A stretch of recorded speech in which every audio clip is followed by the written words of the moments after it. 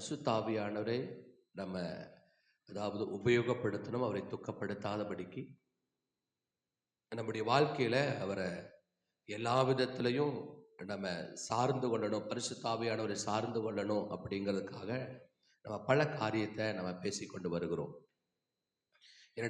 நம்முடைய வாழ்க்கையை மாற்றக்கூடிய ஒரு தெய்வம். நம்முடைய வாழ்க்கையை மாற்றணும். நம்ம அசாதாரணமான ஒரு வாழ்க்கை வாழணும், மகிழ்ச்சியான ஒரு வாழ்க்கை வாழணும் அப்படின்னு சொன்னாவே பரிசுத்த ஆவியானவர் இல்லாமல் நம்மளால் என்ன செய்ய முடியாது, வாழ முடியாது. நேற்றைய தினத்தில் நம்ம பார்த்தோம், பரிசுத்த ஆவியான நமக்குள் இருக்கிற போது நம்மளை எப்படிப்பட்டவர்களாய் வாழ வைக்கிறார்? சாட்சி உள்ளவர்களாய் வாழ வைக்கிறார். சாட்சி உள்ளவர்களாய் வாழ வைக்கிறார். ஏன் சாட்சி உள்ளவர்களாய் ஆண்டவர் நம்மளை வாழ வைக்கிறாருன்னா, நமக்கு என்ன திட்டம் கொடுத்துருக்கிறாருன்னா, எது வரைக்கும் நம்மளை சாட்சியாக இருக்கணும்? பூமியின் கடையாந்தர வரைக்கும் நம்ம சாட்சியாக இருக்கணும். அப்படின்னா நம்முடைய சுயபலத்தில், நம்முடைய சுய ஞானத்தில், திறமையில என்ன செய்ய முடியாது, நம்ம ஓட முடியாது. பரிசுத்த ஆவியானவருடைய பலத்தினால மாத்திரம்தான் என்ன செய்ய முடியும், நம்ம சாட்சியாய் வாழ முடியும் அப்படின்னு சொல்லிட்டு நேற்று பல காரியத்தை நம்ம பார்த்தோம். யார் சாட்சியாக இருக்கணும்? அந்த சாட்சி இருக்கிறவர்கள் முழுக்க முழுக்க யாருக்காக சாட்சியாக இருக்கிறாங்களோ அவர்கள் என்ன செய்யணும், அவங்க அதிகமாக அறிந்திருக்கும். A to Z அவங்களுக்கு தெரியணும். அப்போ தான் அவங்க போய் சாட்சி சொல்லுகிற போது மிகுந்த உற்சாகமாக, ரொம்ப தைரியமாக போய் சாட்சி சொல்லுவாங்க.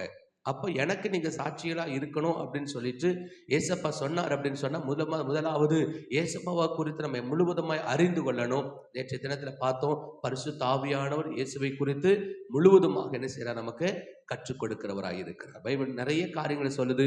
அவர் நினைப்பூட்டுவார், இயேசுவை பற்றியும் அவர் சொன்ன வார்த்தைகள் எல்லாவற்றையும் நினைப்பூட்டி நம்மளை நடத்துவார் அப்படிங்கிற அநேக காரியங்களை நம்ம பார்த்து கொண்டு வருகிறோம். இன்றைக்கு ஒரு வார்த்தைகளை நம்ம பார்க்க போகிறோம். ஏன்னா இந்த பரிசுத்தாவிய நேற்றைய தினத்திலே நான் சொன்னேன், இது 20வது நாள் தெய்வ சமூகத்தில் அமர்ந்திருக்கிறோம். 20 நாள் அமர்ந்திருக்கிற போது நம்முடைய வாழ்க்கையில அவருடைய சாயல் என்ன செஞ்சிருக்கணும், தெரிய ஆரம்பித்திருக்கிறோம். அதனால இங்க தற்பரிசோதனை செய்து கொள்ள வேண்டியது அவசியம். ஏதோ ஞாயிற்றுக்கிழமை ஆராதனைக்கு வந்துட்டு போகிற மாதிரியே இந்த காத்திருப்பல் ஜெபத்திற்கு வந்துட்டு போகக்கூடாது. சரிங்களா? ஆமா, வருகிற ஒவ்வொரு நாளும் நீங்க உங்களுடைய வாழ்க்கையில ஒரு அப்டேஷனை பார்க்கணும், ஒரு முன்னேற்றத்தை பார்க்கணும், அடுத்த நிலையை நீங்க பார்க்கணும். அப்ப இல்லை அப்படின்னு சொன்னா பைபிள் சொல்லி தன்னைத்தானே சோதித்து அறியணும். பாருங்களேன், தன்னைத்தானே சோதித்து அறியணும். என் பேச்சில் எப்படி மாற்றம் உண்டாயிருக்குதா, என்னுடைய வாழ்க்கை முறையில் மாற்றம் உண்டாகுதா, என்னுடைய பைபிள் ரீடிங், என்னுடைய வேத வாசிப்பு மாறி இருக்குதா, என்னுடைய ஜெபங்கள் மாறி இருக்குதா, இல்லை தேவனோடு கூட இருக்கிற அந்த உறவு என்னுடைய இருதயத்தில் ஒரு ஆசையை உண்டாக்குதா, இல்லை இன்னும் தேவ சமூகத்துக்குள்ள வரணும் அப்படிங்கிற போது எனக்கு கஷ்டமா இருக்குதா, இன்னும் தேவ சமூகத்துக்கு வருகிற போது. ஏன்னா பாருங்க, ஆரம்பத்தில் வந்துட்டு இருந்தவங்க நிறைய பேர் காணாம, பாருங்களேன், ஆரம்பத்தில் வந்துட்டு இருந்தவங்க நிறைய பேர் என்ன செய்யல வருது. ஏன்னா அப்ப அது வர வர வர வர இது தீவிரம் தான் அதிகமாக இருக்கணும். தீவிரம் தான் அதிகமாக இருக்கணும். ஒரு ஆரம்பத்திலிருந்து வந்துட்டோம், 20 நாள் கடந்துட்டோம் அப்படிங்கும்போது அவங்க என்ன இருந்தாலும் இந்த சூழ்நிலையை விட்டு விடக்கூடாது அப்படிங்கிற ஒரு பெரிய ஒரு உத்வேகத்தோடு, ஒரு ஆசையா என்ன செய்யணும், வரணும். அவர்கள் வருகிறத தவிர இன்னும் அநேகர் என்ன செய்யணும்னா அழைச்சிட்டு வரணும். இல்லை ரொம்ப பிரயோஜனமா இருக்குது, என் வாழ்க்கையை மாற்ற ரொம்ப பிரயோஜனமா இருக்குது, காலையில போய் ஆராதிக்கிறது ரொம்ப பிரயோஜனமா இருக்குது, பெரிய பலனா இருக்குது அப்படின்னு மற்றவர்களை கூட்டிட்டு வரணும். ஆனா நம்ம குடும்பத்தில் இருக்கிறவங்களே விட்டுட்டு வரோம் பாருங்களேன். இதுக்குண்டான அவேர்னஸ் தெரியல. 20 நாள் தேவ சமூகத்தில் அமர்ந்திருந்து நம்ம கற்றுக்கொண்டதை நம்முடைய வாழ்க்கையில பார்க்கணும்னு விரும்புகிறார் ஆண்டவர். அல்லேலூயா. இதுதான் வளர்ச்சி, இதுதான் growth. அப்ப இந்த வளர்ச்சியை நம்மளே சாதாரணமா இருக்கிற நம்ம விரும்புகிறோம் பாருங்களேன். ஒரே மாதிரி இருக்கக்கூடாது, அடுத்தடுத்த லெவலுக்கு வரணும் அப்படின்னு சொல்லிச்சு. அப்ப ஆண்டவரும் விரும்புகிறார், என்னுடைய பிள்ளைகள் அடுத்தடுத்த நிலைமைக்கு என்ன செய்யணும், வரணும் அப்படின்னு சொல்லிச்சு. இன்னைக்கு ஒரு காரியத்தை நம்ம பார்க்க போறோம். நேற்றைய தினத்துல நம்ம சாட்சியை குறித்து 2 நாள் அதை குறித்து நம்ம பார்த்தோம். சாட்சியா இருக்கிறவர்களுக்கு, சாட்சியா நம்ம வாழணும்னு சொன்னா பரிசுத்த ஆவியானவர் தேவை என்று சொல்லி 1 சாமுவேலின் புஸ்தகம் 10வது அதிகாரத்தை எடுத்து வைத்துக் கொள்ளலாம். 1 சாமுவேல் 10வது அதிகாரத்துல 6வது வசனத்தை நம்ம கவனிக்க போகிறோம். பரிசுத்த ஆவியானவர் எதற்காக? இந்த பரிசுத்த ஆவியானவர் வந்துட்டா நம்முடைய வாழ்க்கையில என்ன மாற்றத்தை ஆண்டவர் தருவார், பரிசுத்த ஆவியானவர் இருக்கிறதுனால நமக்கு என்ன பிரயோஜனம் அப்படிங்கிற காரியங்களை நம்ம தியானிக்க போகிறோம். ஏன்னா நம்ம இந்த பூமியில ஒரு சிறப்பான ஒரு வாழ்க்கை வாழணும். நம்ம ரட்சிப்பை, ஆண்டவர் நம்மளை ரட்சித்தது, ஆண்டவர் நம்மளை தேடி வந்து ரட்சித்தது, நான் பலமுறை உங்ககிட்ட சொல்லியிருக்கிறேன், ஏதோ எதேச்சியாய் நடந்தது அல்ல. அல்லேலூயா. ஆமா, நம்மளை ஆண்டவர் ரட்சித்தது எதேச்சியாய் நடந்த ஒரு காரியம் அல்ல. இது ஒரு ஆக்சிடென்ட்லி நடந்த ஒரு காரியம் அல்ல. இது பக்கா பிளான். இது தேவனுடைய அனாதி தீர்மானத்தின்படி தான் நம்ம என்ன செய்யறோம், ரட்சிக்கப்பட்டிருக்கிறோம். நம்ம நினைக்கலாம், நான் பிறந்தது வேற மாதிரி இருந்துச்சு, நான் வளர்ந்தது வேற மாதிரி, நான் வாழ்ந்தது வேற மாதிரி. ஆனா இப்ப இருக்கிற வாழ்க்கையில ஒரு வித்தியாசம் இருக்கு. இப்ப இருக்கிற வாழ்க்கையில ஆண்டவர் ஏதோ வாழ்க்கையில செய்யறாரு, ஆரம்பத்தில் இருந்த மாதிரி நான் இல்லை அப்படின்னு சொன்னா நீங்க நினைக்க கூடாது. நம்முடைய முயற்சி, நம்முடைய விருப்பத்தின்படி தான் இப்படி எல்லாம் நடக்குதுன்னு சொல்லிச்சு. அவருடைய திட்டம் இப்படி எல்லாம் நம்ம வாழணும் அப்படிங்கிறதுக்காக. அல்லேலூயா. நம்ம எங்க வாழ்ந்தாலும் சரி, எப்படிப்பட்ட சூழ்நிலையில பிறந்திருந்தாலும் சரி, எந்த குடும்பங்களை பிறந்திருந்தாலும் தேவன் நம்ம மேல ஒரு திட்டம் வச்சிருந்தார்னா அந்த திட்டம் நிறைவேறியே ஆகும். அல்லேலூயா. அது ஒரு மனிதனும் தடை செய்ய முடியாது. நான் இங்க உட்கார்ந்து இருக்கிற பல பேர் அப்படித்தான். பாருங்களேன், நானே அப்படித்தான் வச்சுக்கங்களேன். இன்னைக்கு ஊழியக்காரனா இன்னைக்கு நின்று உங்களுக்கு பிரசங்கம் பண்றேன்னா, ஆரம்பத்தில் இருக்க என்னுடைய வாழ்க்கையெல்லாம் ஒரு ஊழியக்காரனாய் மாறுவோம், இப்படி சபையை வச்சு நடத்துவோம் அப்படிங்கிறது, அதாவது கொஞ்சம் கூட கனவுல கூட கண்ணில் அப்படிம்பாங்க. அப்படிதான். ஒரு வாய்ப்பே கிடையாது, வாய்ப்பே கிடையாது. என் ஃப்ரெண்டுகள் எல்லாம் இன்னும் எங்களோட கூட பேசிட்டு இருக்க, நீயாடா அப்படிம்பானுங்க. அப்போ நம்ம ஃபாதராக இருக்கேன்னா அவளுக்கு அப்படி தான் தெரியும். பாருங்களேன், ஃபாதர்னா தான் தெரியும். அப்படி இருக்கிற போது நீயா அப்படிம்பாங்க. ஏன்னா அவங்களோடு கூட சேர்ந்து நான் செஞ்ச காரியங்கள், அவங்களோடு கூட நான் வாழ்ந்த வாழ்க்கையெல்லாம் அவங்களுக்கு நல்லாவே தெரியும். அப்படி இருக்கிற போது நீயா அந்த மாதிரியான காரியத்தில் இருக்கிற அப்படிம்பாங்க. ஆனால் எப்படிப்பட்ட வாழ்க்கையில வாழ்ந்திருந்தாலும் தேவ திட்டம், தேவ நோக்கம் அப்படின்னு நம்ம மேல ஒன்று இருந்துச்சு அப்படின்னா அது நடந்தே ஆகும். ஒரு நாள் என்ன செய்யாதது, தடைபடாது. அல்லேலூயா. அதுக்காகத்தான் பரிசுத்த ஆவியானவர் அந்த நேரங்கள் வருகிற போது அந்த ஆர்வத்தை கொடுத்து, அந்த தூண்டுதலை கொடுத்து, அந்த ஏவுதலை கொடுத்து, அந்த தைரியத்தை கொடுத்து, அந்த ஞானத்தை கொடுத்து, நான் நினைச்சிருக்கிற வாழ்க்கை அதல்ல, நீ இப்படி வாழ்வதற்கு அழைக்கப்பட்டவன் அல்ல, இந்த பாவத்தோடு வாழ்வதற்கு அழைக்கப்பட்டவன் அல்ல, நீ பாரம்பரியவை வாழ்வதற்கு அழைக்கப்பட்டவன் அல்ல, நீ உலக சந்தோஷத்தை அனுபவித்து வாழுகிறவனுக்கு அழைக்கப்பட்டவன் அல்ல, உலக பிரகாரமாய் வாழ்வதற்கு நீ அழைக்கப்பட்டவன் அல்ல, நீ வேறு பிரிக்கப்பட்டவனாய் இருக்கிறாரு. அதற்கு என்னுடைய பரிசுத்த ஆவியானவனுக்கு தேவை. அல்லேலூயா. அவர் இல்லாம நம்மளால ஒரு வேறு பிரிக்கப்பட்ட வாழ்க்கை வாழ முடியாது. 1 சாமுவேல் 10வது அதிகாரத்துல 6வது வசனத்தை வாசிக்கலாம். அப்பொழுது கர்த்தருடைய ஆவி உன்மேல் இறங்குவார், நீ அவர்களோட கூட தீர்க்க தரிசனம் சொல்லி வேறு மனுஷன் ஆவாய். ஆமென். இன்னைக்கு நம்ம பார்க்க போகிறது காரியம், பரிசுத்த ஆவியானவர் எதுக்கு தேவை? பரிசுத்த ஆவியானவர் இருந்துச்சுன்னு என்னுடைய வாழ்க்கையில என்ன நடக்கும் அப்படின்னு சொன்னா, வேதம் தெளிவாய் சொல்லுது. சவுலை குறித்தாங்க நம்ம பார்க்கிறோம். சவுல் வேற ஒரு நோக்கத்திற்காக வருகிறார். வேற ஒரு நோக்கத்துக்காக வருகிறார். என்ன நோக்கத்துக்காக வராரு? தன் தகப்பனுடைய கழுதை காணாம போச்சு, அதனால என் தகப்பனுடைய கழுதையை தேடி வருகிறார். கடைசியில டயர்ட் ஆயிடுறார். பல ஊர்களுக்கு, பல தேசங்களுக்கு போய் அவர் தேடுகிற போது எங்கேயுமே கிடைக்கல. அதுக்கு பிற்பாடு திரும்பி ரைட், ஓகே, ரொம்ப நாள் ஆச்சு, எங்க அப்பாவுடைய வீட்டிலிருந்து ரொம்ப நாள் ஆச்சு. இப்போ எங்க அப்பாவுடைய எந்த கவலையினால நம்ம வீட்டை விட்டு வந்தோம் அப்படின்னு சொன்னா, என்னுடைய கழுதை காணாம போச்சு, நீ போய் தேடிட்டு வாங்க அப்படின்னு கழுதையின் மேல் இருக்கிற கவலையினாலதான் எங்க அப்பாவுக்காக இப்ப நம்ம வந்தோம். ஆனா எல்லா இடத்துலயும் தேடி பார்க்கிறோம், கழுதை எங்கேயும் கிடைக்கல. எங்க அப்பாவுடைய கவலை வேற மாதிரி மாறிடுச்சு. எங்க அப்பாவுடைய கவலை இப்ப கழுதையின் மேல இருக்கிற கவலை போய் யார் மேல கவலை வந்துருச்சு? சவுல் மேல, மகன் மேல கவலை வந்துருச்சு. ஐயோ, கழுத போனா பரவாயில்ல, என் பையன் இவ்வளவு தூரத்துல போய் இவ்வளவு நாள் ஆயிருச்சு, மகன் திரும்பி வரலைன்னு சொல்லிட்டு இப்ப கழுதையின் மேல இருக்கிற கவலை போய் தன்னுடைய மகன் மேல இருக்கிற கவலை வந்துருச்சு. இந்த அளவுக்கு அதாவது தெரியாதபடிக்கு அங்கேயே ஓடி அதாவது அலைஞ்சு தெரிஞ்சு தேடி பார்க்கறாங்க, எங்கேயுமே இல்லை. கடைசியில ஊருக்கு திரும்பி வரலாம் அப்படின்னு சொல்லிட்டு வருகிற போதுதான் அவங்க வேலைக்காரர் சொல்லுகிறாங்க, இங்க ஒரு ஞானதரிசிக்காரன் இருக்கிறாரு. அப்ப அவர்கிட்ட போலாமேன்னு சொல்லுகிற சவுல் என்ன சொல்றாருன்னா, ஐயோ, அவர்கிட்ட கொடுக்கறதுக்கு ஒண்ணுமே இல்லையே, எதை கொண்டு போவோம்னு சொல்லிட்டு, அதை கவலைப்படாது, எங்கிட்ட என்ன செய்யுது, கொஞ்சம் வெள்ளி இருக்குது, அதை கொண்டு போய் அவருக்கு காணிக்கையா கொடுத்து கேட்போம் அப்படின்னு சொல்லுகிற போது பைபிள் சொல்லுது, பக்காவா, அதாவது இவர் எத்தனை நாள் கிளம்பி வந்தான்னு தெரியாது, எத்தனை நாள் அவர் வீட்டை விட்டு திரும்பி வந்தான்னு தெரியாது, என்ன நோக்கத்தோடு திரும்பி வந்தான்னு தெரியாது. ஆனா வேதம் தெளிவாய் சொல்லுது, நீங்க அதிகாரத்தை நீங்க வாசிச்சு பார்த்தீங்கன்னு சொன்னா, இவன் வருவதற்கு முன்பாகவே பக்காவா எல்லாவற்றையும் சாமுவேலுக்கு ஆண்டவர் சொல்லியிருப்பார். பாருங்களேன். அல்லேலூயா. எந்த அளவுக்கு சொன்னார் அப்படின்னா, அவங்க சமையல் பண்ணிட்டு இருப்பாங்க. அவங்க சிந்தை சாமுவேலை அவங்க சந்திக்கணும், சாமுவேல்கிட்ட போய் இந்த காரியத்தை கேட்கணும் அப்படிங்கிற எந்த எண்ணமுமே கிடையாது. ஆனா அதற்கு முன்பாக அங்க அந்த பலி விருந்து நடந்துட்டு இருக்கும். அந்த பலி செலுத்துகிற காரியம் நடந்துட்டு இருக்கிற போது அதுல வேக வைத்திருக்கிற அந்த மட்டனை, அதாவது அந்த முன்னந்தோடைய, அந்த எதனுடைய முன்னந்தோடன்னு தெரியல, அந்த முன்னந்தோட என்ன செஞ்சிருப்பாங்க, அவரு சாமுவேல் சொல்லியிருப்பார், இதை என்ன செய்ய தனி எடுத்து வச்சிரு அப்படிம்பாரு. எதுக்கு தனியா எடுத்து? நான் ஒரு விருந்தாளி வருவான் அப்படிங்கிறார்.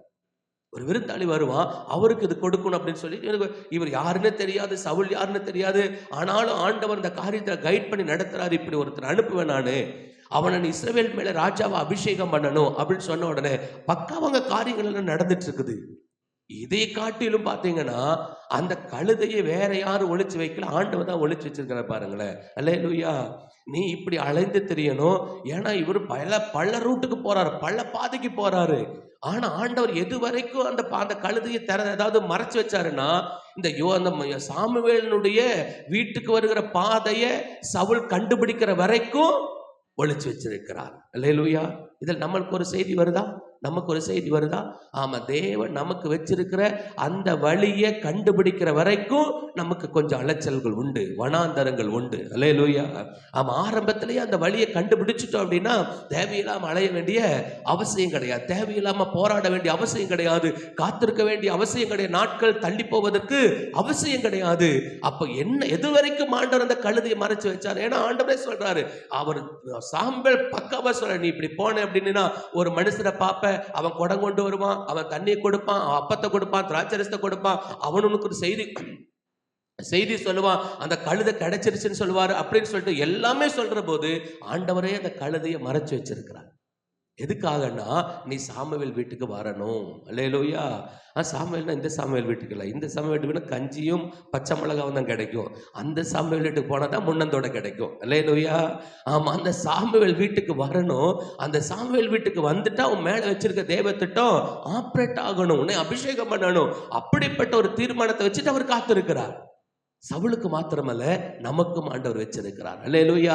நம்மளை அழைச்சது, நம்ம மேல வச்சிருக்கிற தேவ திட்டம், ஒரு காரியம் இருக்கிறது.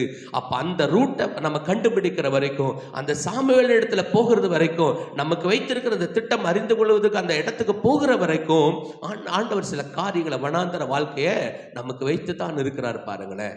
ஏன்னா எப்படியாவது அந்த இடத்துக்கு நீ வந்துடணும் அப்படின்னு சொல்லிட்டு ஏன் ஆண்டவர் எவ்வளவு அப்போ இரக்கமில்லாதவரை போல எல்லா இடத்துலயும் சுத்த விடுறாரா அப்படின்னு சொன்னா, அப்பதான் ஆண்டவருடைய அந்த அன்பை என்ன செய்ய முடியும், நம்ம ருசிக்க முடியும்.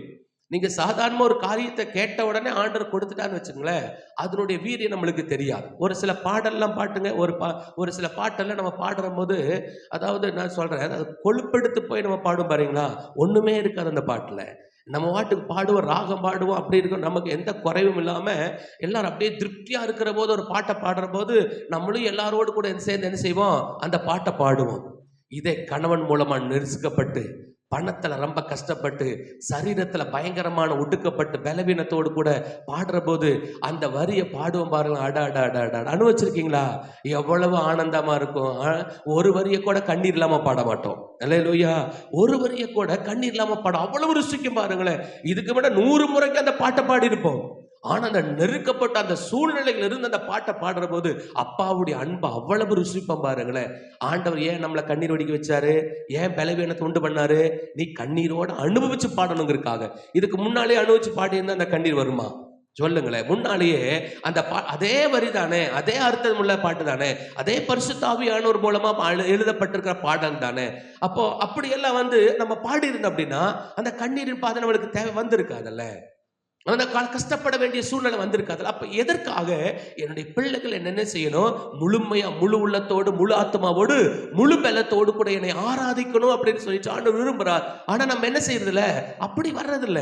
சும்மா கடமைக்காக ஒரு பாட்டு பாடுறோம், அவ்வளவுதான். கடமைக்காக ஆராதிக்கிறோம். இப்படியே போயிட்டு இருக்கறனால ஆண்டவர் இல்ல நீ இன்னும் என்ன செய்யணும், நீ தியானிக்கணும், ஏன்னா இன்னும் நீ அனுபவிக்கணும், நான் யார் அப்படிங்கிறத நீ இன்னும் முழுமையா புரிந்து கொள்ளணும். அப்பதான் நீ என்ன முடியும், எனக்கு சாட்சியா இருக்க முடியும் அப்படின்னு சொல்லிட்டு ஆண்டவர் விரும்புறதுனாலதான் பல சூழ்நிலைகள் நம்மளுக்கு என்ன செய்வது, கடந்து வேக வேண்டியது அவசியமா இருக்குது.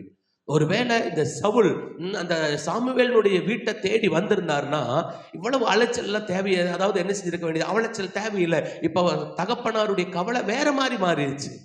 கழுத மேல இருக்கிற கவலை போய் தன்னுடைய மகன் மேல கவலை வந்துருச்சு. அவசியம் கிடையாது, அவசியம் இல்லை. ஆனாலும் ஆண்டவர் அந்த சாமுவேல்கிட்ட நீ வரணும், ஏன்னா உனக்கு பயங்கரமான விருந்தை ஆயத்தம் பண்ண வச்சிருக்கிறேன், உனக்கு பெரிய மேன்மை. அதாவது விருந்தாளிகள் உட்கார வேண்டிய அந்த இடத்த ஆயத்தம் பண்றாரு, சாப்பாடு ஆயத்தம் பண்றாரு.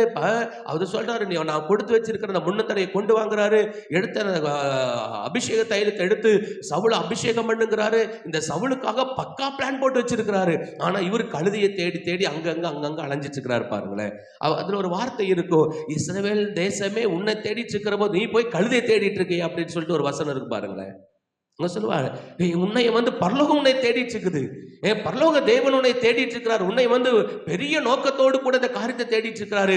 நீ அந்த சிந்தை இல்லாதபடிக்கு பாவ சந்தோஷத்தையும் அனுத்தியமான சந்தோஷத்தையும் இச்சையான காரியத்தை உலக பிரகாரமான காரியத்தை எல்லாம் போய் தேடிட்டு இருக்கிறியே, உன்னை பரலோகம் பெரிய திட்டத்துக்காக உன்னை தேடிட்டு இருக்குது அப்படிங்கிற அந்த சத்தம் என்ன செய்யணும், நம்ம காதுகள்ல கேட்கிற வரைக்கும் கொஞ்சம் காரியங்கள் அப்படித்தான் இருக்கும். பாருங்களேன், ஆனா வராது. அந்த சாமுவேல் இடத்துல வருகிற போது வேதவசனம் சொல்லுகிறது, கர்த்தருடைய ஆவி அவன் மேலே இறங்கினார். அல்லேலூயா, கர்த்தருடைய ஆவி அவன் மேலே இறங்கினாரு. பைபிள் சொல்லுகிறது, அவன் வேறே மனுஷனானான். அல்லேலூயா. அப்போ இந்த பரிசுத்த ஆவியானவர் நமக்கு எதற்கு தேவை அப்படின்னு சொன்னா, வேறு மனுஷனாக நம்ம டிரான்ஸ்ஃபர்மேஷன் பண்ணணும்னா இந்த பரிசுத்த ஆவியானவர் நமக்கு தேவை. அல்லேலூயா, வேறு மனுஷனாய் ஆகணும். ஏன்னா நம்ம ரட்சித்தது நம்ம கழுதையை தேடிச்சே கவலைப்பட்டு இருக்கிறதுக்காக அல்ல. நம்ம அழைத்தது உலக பிரகாரமான அது இல்லை இது இல்லைன்னு சொல்லி புலம்பல் பாட்டு பாடிட்டு இருப்பதற்காக அல்ல. ஏன்னா பரலோகமே நமக்காக காத்திருக்குது, நம்முடைய வாயின் வார்த்தைகளுக்காக காத்திருக்குது, நம்ம செயல்படுவோம் அப்படின்னு சொல்லி காத்திருக்கு. அதனாலதான் பரிசுத்த ஆவியானவரை ஆண்டவர் நமக்கு கொடுத்திருக்கிறார். வேறே மனிதனாய் மாறணும். நீங்க யோவானின் சுவிசேஷம் 17வது அதிகாரத்தை எடுத்து அப்படின்னு சொன்னா, வேறே மனுஷன் ஆக வேண்டியது அவசியமா இருக்குதா? ஏன் நான் ரட்சிக்கப்பட்டுட்டா வேற மனிதனாய் ஆகித்தான் ஆகணும் அப்படின்னு சொன்னா, பைபிள் தெளிவாய் சொல்லுகிறது, நம்ம இந்த உலகத்தான் அல்ல அப்படின்னு சொல்லி. அல்லேலூயா, இந்த உலகத்தான் அல்ல. ஏன், எதற்காக நம்ம பிரச்சனைக்குள்ள போராட்டம்? நம்ம சொல்றோம்ல, வெளியிருக்கிறவங்க எல்லாம் நல்லா இருக்கிறாங்க, ஆண்டவரை ஆராதிக்கிறேன்னா இவ்வளவு பலவீனத்தோடு இப்படி இவ்வளவு குறைவா, இவ்வளவு அதாவது ஏழ்மை நிலைமையில் இருக்கிறனே, இல்லாமையில் இருக்கிறனே அப்படின்னு சொல்லிட்டு நம்ம சொல்றோம் இல்லையா? இதற்காக ஆண்டவர் அழைக்கப்படல, நம்மள இதுக்காக ஆண்டவர் ரட்சிக்கப்படல. நம்மளை ரட்சிக்கப்பட்ட உடனே நம்மளுக்கு ஒரு பெரிய நல்ல ஒரு மேன்மையான ஒரு வாழ்க்கையை ஆண்டவர் கொடுப்பதற்காக அவர் காத்திருக்கிறார். ஆனா நம்ம என்ன செய்யறதில்ல, நம்ம ரட்சிக்கப்பட்டுட்டோம், இது ஏதோ ஒரு சடங்காச்சாரம் அப்படின்னு சொல்லிட்டு நம்ம ரட்சிக்கப்பட்டுட்டோம் அப்படிங்கிற பேரு மட்டும் ரட்சிக்கப்பட்ட பேரு மட்டும் கிறிஸ்தவனா இருக்குது. ஆனா வாழ்க்கையில் அது இல்லாததுனாலதான் பல குறைவுகள், பல நஷ்டங்கள், பல பலவீனங்கள், பல விதத்துல நம்ம என்ன செய்யும் அப்படின்னு சொன்னா நம்ம பாதிக்கப்படுகிறோம். ஆனா உண்மையாகவே ஆண்டவர் நம்ம ரட்சிக்கப்பட்டதுக்கு பிற்பாடு அழைக்கிற போது அப்படி நோக்கத்துல அழைக்கல. அவர் அப்படி நோக்கத்துல அழைக்கல. அதை நீங்க நல்லா புரிந்து கொள்ளணும். ஏன்னா நம்ம சொல்றோம்ல, அவன் எல்லாரும் நல்லா இருக்கிறாங்க, நான் பாருங்க, அதாவது ஆண்டவருடைய பிள்ளையா இருக்கிற, ஆராதிக்க வந்திருக்கிற, ஆண்டவரை தான் நான் முழு தெய்வமா ஏற்றுக்கொண்டிருக்கிறேன், ஆனால் என் பிரச்சனை மாறலையே. நிறைய பேருக்கு அந்த காரியங்கள் இருக்குது. நான் இவ்வளவு பக்தியா இருக்கிறேன், இவ்வளவு ஆண்டவருடைய பிள்ளையா இருக்கிறேன், இவ்வளவு தேவனுக்கு பிரியமா நான் எவ்வளவோ காரியத்தை விட்டுட்டு அவருக்காகவே வாழ்ந்துட்டு இருக்கிறேன். ஆனா என்னுடைய ஆசீர்வாதத்தை காட்டிலும் எதுவுமே அதாவது செய்யாம உலக பிரகாரமா வாழ்ந்து கொண்டிருக்கிற ஆண்டவரை அறியாத ஜனங்கள் அதிகமாக ஆசீர்வதிக்கப்படுறாங்களே அப்படின்னு சொல்லிட்டு நம்ம நிறைய பேர் இந்த கேள்விகளை கேட்டுத்தான் இருப்போம். இன்னைக்கு ஆவியான ஒரு காரியத்தை நமக்கு கற்றுக் கொடுக்கிறார்.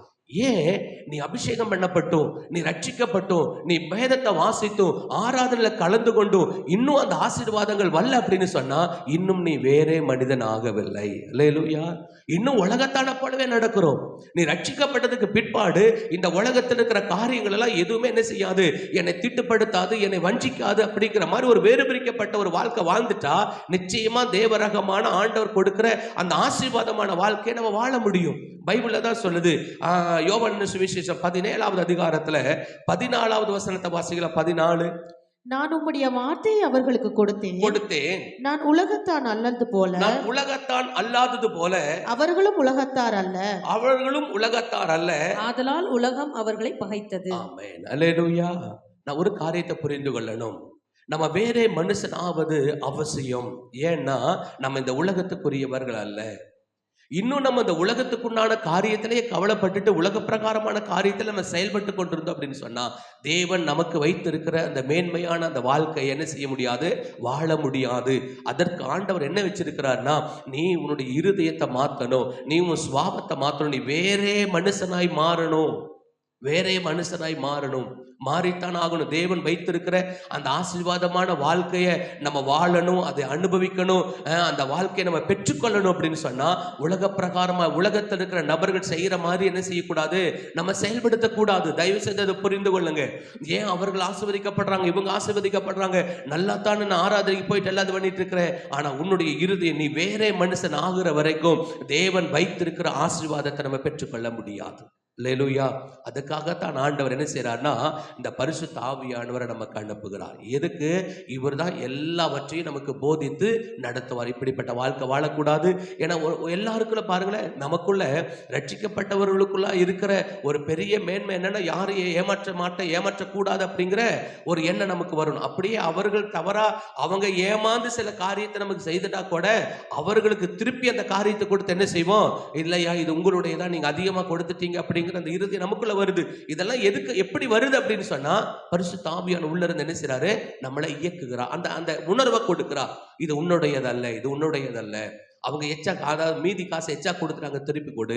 ஒரு கீழே கிடந்த பொருள் எடுத்துட்டா இது எல்லாரும் என்ன செய்வாங்க, கீழே வந்து ஒரு பெரிய ஒரு அமௌண்ட் கிடைச்சது அப்படின்னா அவங்களுக்கா என்ன செய்வாங்க, ரைட் ஓகே நம்ம வச்சுக்கிறோம், நமக்கு தேவையா இருக்குன்னு சொல்லுகிற ஒரு உணர்வு.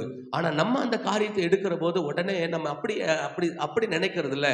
ஆனா எந்த சூழ்நிலையிலிருந்து இந்த காசை தவற விட்டாங்கன்னு தெரியாது, இதை சம்பாதிப்பதற்கு அவங்க எவ்வளவு சிரமப்பட்டாங்கன்னு தெரியாது, இதை நம்பி அவங்க என்னென்னமெல்லாம் அவங்க திட்டம் பண்ணியிருப்பாங்கன்னு இதெல்லாம் நம்ம உணர்த்துறாருல பரிசுத்த ஆவியானவர் இருந்துதான். அல்லேலூயா. அப்ப இப்படிப்பட்ட பரிசுத்த ஆவியானவரோடு கூட நம்ம ஒவ்வொரு நாளும் வாழ ஒரு காரியங்கள் நடந்தே ஆகணும், நம்ம வேறே மனிதனாய் மாறியே ஆகணும். அல்லேலூயா. அந்த வேறே மனிதனாய் மாறுகிற போது மாத்திரம்தான் தேவன் வைத்திருக்கிற நமக்கு ராஜ வாழ்க்கை நமக்கு கிடைக்கும். பாருங்களேன். அல்லேலூயா. இந்த கழுதையை தேடி வருகிற மாதிரியே சவுல் இருந்து அப்படியே அவன் வேற மனிதன் ஆகாதபடிக்கு அப்படியே இருந்துட்டான்னா அவன் ஒரு பயந்தாங்கொழியா இருந்தார் அப்படின்னு சொல்லுது. ஆமா, அவன் போய் பாத்தீங்கன்னா ராஜாவை அபிஷேகம் பண்ணணும், எங்கடா ராஜா அப்படின்னு சொல்லிட்டு சொன்னா இந்த சவுல் எங்கிருந்து தான் பிடிச்சிட்டு வருவாங்க, எங்கேயோ போய் ஒளிஞ்சிருப்பாரு, இதான் இங்க ஒளிஞ்சிருக்கிறான் பாருங்க அப்படிம்பாங்க. அவ்வளவு பயந்தாங்கொழியா இருந்தார். அப்ப கர்த்தருடைய ஆவியானவர் வந்து வேற இருதயத்தை கொடுத்து வேற மனிதனாக மாற்றுகிற போதுதான் இவங்களுக்குள்ள அந்த தைரியம் வருகிறது. போன ட்ரிப் நம்ம பார்த்தோம்ல, அந்த தைரியம் ஆவியானவர் மூலமா தான் வருகிறது. அப்ப இதெல்லாம் புரிந்து கொள்ளுகிற போதுதான் ஒரு ராஜாவாக இஸ்ரவேல் ஜனங்களுக்கு, சமஸ்த இஸ்ரவேலுக்கு ராஜாவாக, முதல் ராஜாவாக சவுல் அபிஷேகம் பண்ணப்படுகிறார். எப்போ? வேறே மனிதனாய் மாறுகிற போது, அந்த தேவ திட்டத்தை அறிந்து கொள்ளுகிற போது, தேவன் வைத்திருக்கிற அந்த பாதை அறிந்து கொள்ளுகிற போது தான் இந்த பூமியில ஒரு சிறப்பான ஒரு வாழ்க்கையை நம்ம வாழ முடியும். அல்லேலூயா. அதனால இந்த நாளில் ஆண்டவர் அதுதான் நமக்கு கற்றுக் கொடுக்கிறார். நம்முடைய மாறி ஆகணும். அதுதான் சொன்னேன், 20 நாள் வந்துட்டோம், இன்னும் நம்முடைய வாழ்க்கையில மாற்றம் இல்லை, இன்னும் நம்முடைய தேவனோடு கூட இருக்கிற உறவுல ஒரு மேன்மை இல்லை அப்படிங்கிற மாதிரி நம்ம வாழ்ந்துட்டோம் அப்படின்னு சொன்னா என்ன ஒண்ணுமே நடக்காது. நம்ம அந்த ஆசீர்வாதமான அந்த வாழ்க்கையை நம்ம பெற்றுக்கொள்ள முடியாது. அதனால வேதம் தெளிவாய் சொல்லுதுன்னா, இயேசு அவரை வச்சுதான் சொல்றேன், நான் இந்த உலகத்தான் அல்ல. ஏன்னா அவர் பிளாத்துக்கிட்ட போய் நியாயம் விசாரிக்கிற போது சொல்லிட்டு இருக்கிற போது அவர் சொல்லுவார், என்னுடைய ராஜ்யம் இவ்வுலகத்துக்குரியது அல்ல. ஏன் ராஜ்யம், என்னுடைய ஆளுக இந்த உலகத்துல இல்லப்பா, இல்ல. அப்படி என்னுடைய ராஜ்யம் இந்த உலகத்துக்குரியதா இருந்திருந்துச்சுன்னா என் சீசர் என்ன செஞ்சிருப்பாங்க, போராடி இருப்பாங்க. சிலுவையில் அறையக்கூடாது அப்படிங்கிறதுக்காக போராடிட்டு இருப்பாங்க. நான் இந்த உலகத்துக்குரியவன் அல்ல, என் ராஜ்யம் இந்த காரியத்துக்குரியதல்ல. அதனாலதான் இயேசு ஒரு வெறுவிக்கப்பட்ட ஒரு வாழ்க்கை வாழ்ந்துட்டு ஒரு மேன்மையுள்ள ஒரு வாழ்க்கை, அவரால் எதையுமே செய்ய முடியும், அதாவது அவரை ஒண்ணுமே செய்ய முடியாத அளவுக்கு அவர் வாழ்ந்து சிறப்பா எல்லாவற்றையும் பைபிள் சொல்றத உலகத்துல உபத்திரம் உண்டு, ஆனால் நான் என்ன செஞ்சேன், உலகத்தை ஜெயித்தேன் என்கிற ஒரு வெற்றியுள்ள வாழ்க்கை இயேசு வாழ்ந்ததுக்கு காரணம் என்னன்னா, அவருக்குள்ள அந்த சிந்தை இருந்தது, நான் இந்த உலகத்தான் அல்ல. அல்லேலூயா. வாலிப பிள்ளைகள்கிட்ட ஒரு நாள் கேட்கிற போது இதுதான் சொல்றாங்க, மற்றவங்களை மாதிரி டிவி பார்க்க முடியல, மற்றவங்க மாதிரி சினிமா பார்க்க முடியல, மற்றவங்களால ஊர் சுத்த முடியல, மற்றவங்களை மாதிரி ட்ரெஸ் போட முடியல. இதுதான் அந்த வாலிபர்கள் முன்னால வச்ச கோரிக்கை. அதுதான் லிஸ்ட்டை கொடுத்துட்டு எழுதுங்கம்மா, உங்களுக்கு எதெல்லாம் கிறிஸ்தவ வாழ்க்கையில உங்களுக்கு எதெல்லாம் உங்களுக்கு பிரியம் இல்லை எழுதுங்க அப்படின்னு சொன்னா எழுதுறாங்க. அப்படி எப்ப பார்த்தாலும் ஜெபம்னு சொல்றாங்க, நேரம் எந்திரின்னு சொல்றாங்க, இப்படி ட்ரெஸ் பண்ணக்கூடாது, அப்படி ட்ரெஸ் பண்ணக்கூடாதுன்னு சொல்றாங்க, இப்படி ஹேர் ஸ்டைல் வெட்டக்கூடாது, இப்படி முடி வெட்டக்கூடாதுன்னு சொல்றாங்க, சினிமா பார்க்க கூடாதுன்னு சொல்றாங்க, டிவி பார்க்க. இதுதான் அவங்களுடைய காரியம். அவங்களுக்கு தெரியல, நான் உலகத்தான் அல்ல, உலகத்தான் செய்ததை போல நான் செய்யக்கூடாது அப்படிங்கிற அந்த சிந்தை இல்லைங்கிறது அவங்களுக்கு தெரியல. அப்படிப்பட்ட அந்த அந்த யார் அந்த சிந்தைக்குள்ள வர்றாங்களோ அவர்களுக்கு மேன்மையான வாழ்க்கை ஆண்டவர் வச்சிருக்கிறார். அல்லேலூயா. இந்த உலகத்தை நான் வேற மனிதனாய் மாறி ஆகணும் அப்படிங்கிறது பரலோகத்தினுடைய விருப்பமாய் இருக்கிறது, நம்முடைய கட்டாயமாயும் இருக்கிறது. இல்லைன்னா நம்ம அலைந்து தெரிஞ்சுட்டு தான் இருக்கணும். ஆனா நமக்கு வைத்திருக்கிற அந்த தேவ திட்டத்தை நம்ம அறிந்து கொண்டு தேவரகமான ஒரு ஆசீர்வாதமான ஒரு வாழ்க்கை நம்ம வாழணும் அப்படின்னு சொன்னா நம்ம வேறே மனிதனாய் மாறித்தான் ஆகணும். அல்லேலூயா.